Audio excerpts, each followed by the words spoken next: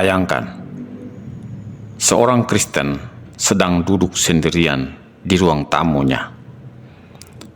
Sudah berbulan-bulan usahanya bangkrut. Hutang semakin menumpuk. Semua anggota keluarga sudah putus asa. Sementara itu, tidak ada lagi jalan keluar yang terlihat. Ia juga sudah berdoa. Ia bahkan sudah berpuasa. Ia juga sudah berkali-kali minta didoakan di gereja. Namun keadaan seolah tidak berubah. Lalu datanglah seorang teman yang berkata, "Saya kenal orang pintar. Banyak orang yang sembuh di sana. Banyak yang usahanya kembali lancar. Coba saja sekali. Tidak perlu pindah agama. Anggap saja ini hanyalah suatu ikhtiar." Kalimat itu terdengar sederhana. Tetapi disitulah sebuah keputusan besar dimulai. Bukan sekedar keputusan untuk mencari solusi, melainkan keputusan yang menyangkut kepada siapa seseorang benar-benar mempercayakan hidupnya. Saudara-saudara, pertanyaannya bukan lagi, apakah dukun itu benar-benar memiliki kuasa? Melainkan, apakah orang Kristen boleh mencari pertolongan kepada dukun?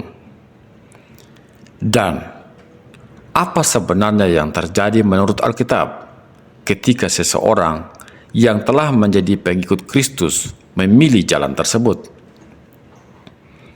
Hari ini kita akan membahasnya berdasarkan firman Tuhan yang tercatat dalam Alkitab. Setiap manusia pasti membutuhkan pertolongan. Tidak ada seorang pun yang mampu hidup sendiri. Tetapi pertanyaan terbesar bukanlah, apakah saya membutuhkan pertolongan? Karena semua orang pasti membutuhkannya. Pertanyaan sebenarnya adalah, dari mana pertolongan itu berasal? Mazmur pasal 121 berkata, "Pertolonganku ialah dari Tuhan yang menjadikan langit dan bumi." Ayat ini sederhana, tetapi sangat dalam. Daud tidak berkata, "Pertolonganku berasal dari manusia yang paling hebat." Ia juga tidak berkata, "Pertolonganku berasal dari kekuatan gaib." Ia berkata, "Pertolonganku berasal dari Tuhan." Ini artinya, setiap kali seseorang mencari pertolongan, ia sedang menyatakan siapa yang paling dipercayainya. Mengapa banyak orang Kristen akhirnya pergi ke dukun? Ini pertanyaan yang sangat penting. Banyak orang pergi ke dukun bukan karena mereka membenci Tuhan. Justru sebaliknya, mereka masih percaya kepada Tuhan. Mereka masih setia datang beribadah ke gereja. Bahkan mereka masih setia memberikan persembahan. Namun, ketika masalah terasa terlalu berat, iman mulai digantikan oleh rasa takut. Mereka mulai berpikir, kalau Tuhan belum menolong, mungkin saya perlu mencari jalan lain. Disinilah letak jebakan itu dimulai. Iblis jarang menggoda seseorang dengan mengatakan, "Tinggalkan Tuhanmu." Sebaliknya, ia sering membisikkan, "Tetap percaya kepada Tuhan, tetapi tambahkan sedikit bantuan dari tempat lain." Alkitab tidak pernah mengajarkan iman yang dibagi dua. Mengapa Tuhan melarang praktik okultisme? Dalam Ulangan pasal 18 ayat 10 sampai ayat yang ke-12, Tuhan melarang orang Israel mencari petunjuk kepada peramal, pemanggil arwah, penyihir, maupun orang yang melakukan praktik gaib. Mengapa? Karena Allah sedang melindungi umatnya. Bayangkan, seorang ayah berkata kepada anaknya, "Jangan bermain di jalan raya." Larangan itu bukan karena ayah membenci anaknya, tetapi karena ia mengetahui bahaya yang tidak dipahami oleh anaknya. Begitu pula dengan Tuhan. Ia melihat apa yang manusia tidak lihat. Ia mengetahui sumber kuasa yang tersembunyi di balik praktik-praktik tersebut. Karena itu Tuhan berkata, "Jangan." Kisah Raja Saul ketika membuat keputusan akhirnya mengalahkan imannya. Alkitab mencatat kisah yang sangat menyedihkan. Raja Saul pernah dipakai Tuhan secara luar biasa. Namun suatu hari ia mengalami tekanan besar. Bangsa Filistin sedang mengepung bangsa Israel. Raja Saul ketakutan. Ia mencari jawaban dari Tuhan, tetapi Tuhan tidak menjawab sesuai harapannya. Lalu Saul mengambil keputusan yang mengubah sejarah hidupnya. Ia mendatangi perempuan pemanggil arwah di Endor. Bayangkan, seorang raja yang pernah diurapi oleh Allah akhirnya mencari pertolongan kepada kuasa yang dilarang oleh Allah.